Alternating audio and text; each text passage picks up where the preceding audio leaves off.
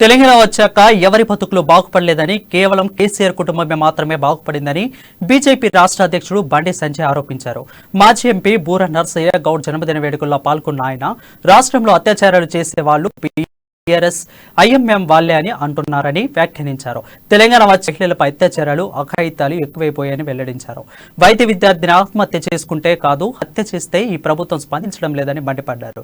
తెలంగాణ రాకముందు ఆర్టీసీ ఉద్యోగులు ఉద్యమం చేస్తే వచ్చిన తెలంగాణలో ఆర్టీసీ ఉద్యోగుల పరిస్థితి నేడు దుర్భరంగా ఉందని ఆవేదన వ్యక్తం చేశారు. కాళేశ్వరం కట్టిన రైతులకు ఏమీ ఉపయోగం లేదన్నారు. జనతా పార్టీకి పట్టం కట్టడం, నరేంద్ర మోడీ గారి యొక్క నాయకత్వాన్ని బలపరచడం, జేపీ నడ్డా గారి యొక్క నేతృత్వంలో పార్టీకి మద్దతు ఇవ్వడం, ప్రకటించినటువంటి ఈశాన్య రాష్ట్రాల ఎన్నికల ఫలితాల్లో భారతీయ జనతా పార్టీ విజయ పరంపర కొనసాగించింది. విజయదుందుకు మోగింది. నాగాలాండ్ తుట్టలో భారతీయ జనతా పార్టీ ప్రభుత్వం ఏర్పడబోతున్నది. మేఘాలయలో కూడా ప్రభుత్వం ఏర్పడే అవకాశాలు ఎక్కువగా ఉన్నాయి.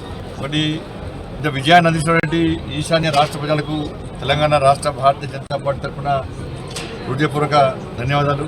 నరేంద్ర మోడీ గారి యొక్క నాయకత్వం నమ్మి ఈశాన్య రాష్ట్రాలకు కేంద్ర ప్రభుత్వం